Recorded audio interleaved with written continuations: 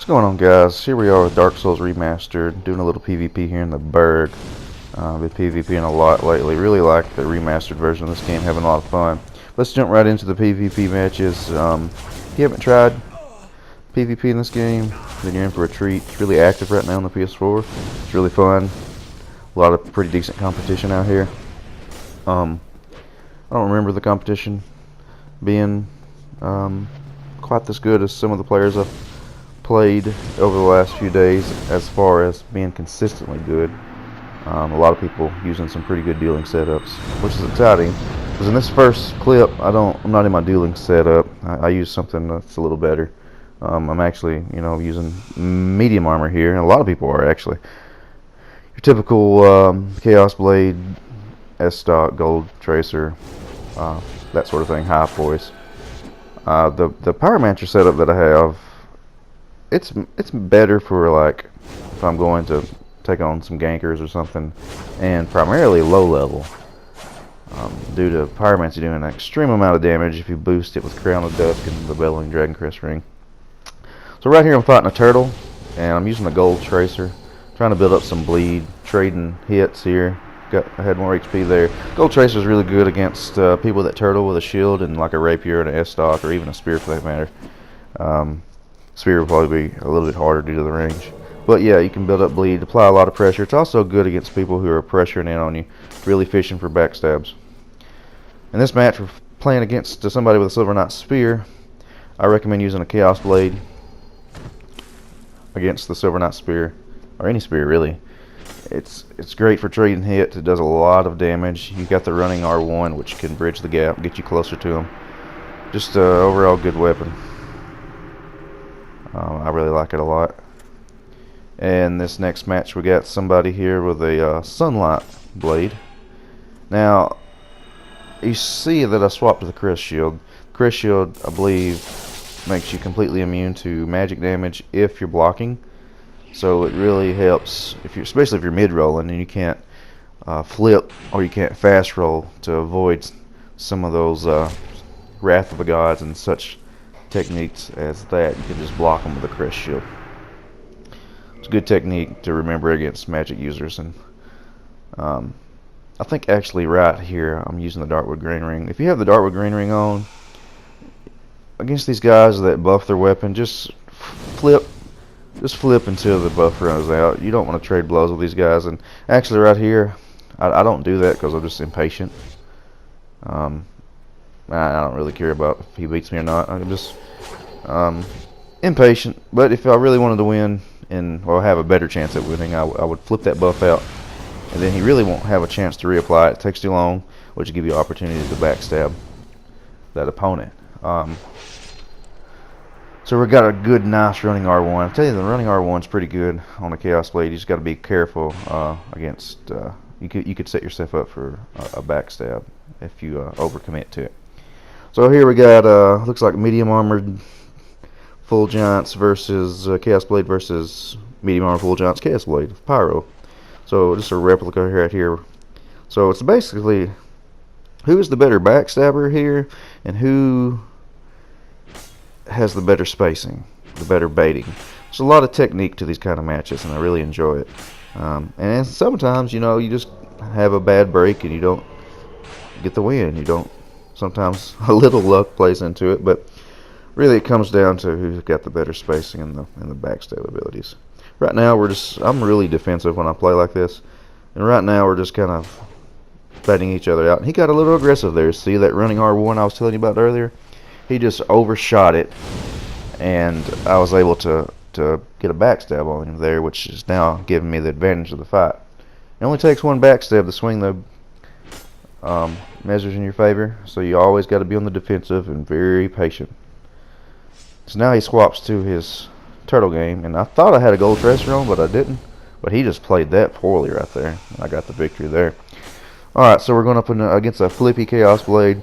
These guys can be annoying sometimes, but not really as worried about them as I am some of the heavier poise guys that use Chaos Blade, because I can trade with these guys all day. Whether I get an opportunity or not, that's dependent on the player. But I'm just saying I'd rather face those guys than the heavier poise builds.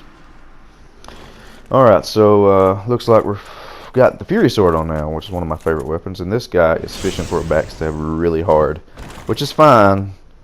You just gotta know what to do in those situations. I like to backpedal a little bit to see if he just keeps committing. This guy's going like full sprint. So the Fury Sword's a great weapon. Any curved weapon's a great weapon to get a stun lock on somebody to prevent them from getting to your back, or playing unlocked and swinging behind you will prevent a backstab. Or you could just try to go in for the counter backstab.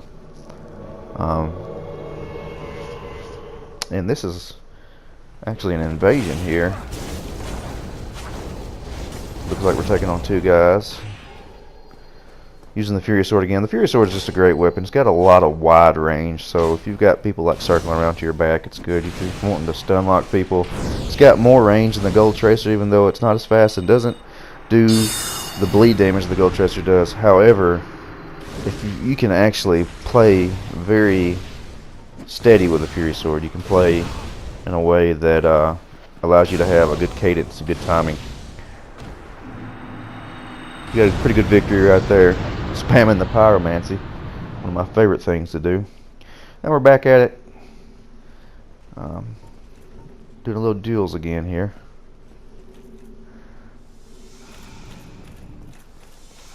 Looks like we're taking on another maybe flippy Chaos Blade user. Right, this time I've got the S stock on and I'm using a Black Knight shield. So when I'm playing with the S stock and I'm doing the strategy of what is known as turtling, I'm kind of looking just to whiff my opponent a little bit, especially against the Chaos Blade. If I can poke him, 3 to 4 times, that's a big advantage for me. And then I'm always looking for a backstab. So I'm pure defensive right here, pure counterplay. I want to punish his aggressiveness. If it takes all day, that's fine. I'm here as a turtle, and that's what I want to do. Now, if he gets too aggressive, I also have a Gold Tracer in my offhand, and that's great too, because if he wants to, BS fish and wants to try to just get up my face. For one, I've got pretty good poise. I think I'm running 77 poise on this medium roll. So if we play a game of trading hits to stun locking, I'm gonna have a better advantage against you if you don't have as much poise as I do. Also, you're not gonna out trade a Gold Tracer. This is not gonna happen. So I've got you see a lot of people run that kind of setup, but there's a handful of weapons that are the best weapons in their class that you want to always have in your arsenal. That weapon being one of them. I also have a shottle, or a shotel, however you want to pronounce it. So we're getting a close match here, and I'm going to have to get my shield back out because he's spamming pyromancies here, and I really don't want to. Maybe one more hit would kill me, and maybe one more hit would kill him, so I got to play it defensive here. Going for a running R1. He blocked it with a dark hand, and I've really never see a lot of people use the dark hand that much. Since I've been playing the remastered version of this, I think this was the first opponent. But I guess it's an option if you. It's better than nothing if you want to use a shield that's really, really lightweight. Here we are again. This time it looks like we're taking on somebody with a great sword. I can't see exactly. Yeah, it looks like is that a claymore? So we got the Fury Sword out here, and sometimes these people that are just really patient like this, I kind of just throw out some pyromancy to try to get a feel of what they're going to do. If I throw a pyromancy, will they roll towards me? Will they roll to the left? Will they roll to the right? Can I get them into a pattern? That will determine how I throw my pyromancy, and that will kind of, I guess, loosen up the fight a little bit. Will they back up? You know what I'm saying. So, very patient fighter here we've got, and I'm being a little more aggressive than I usually am, but kind of see what he's not really doing much here. He's got a Mirakumo, I gotta be careful. And he goes in for a backstab here, and he hits the wall, and he just messed up. Yeah, I remember the fight now. So that's gonna be it, guys. Finish him off with a wake up combustion. Please tune in next time for more PvP videos. Thanks for watching.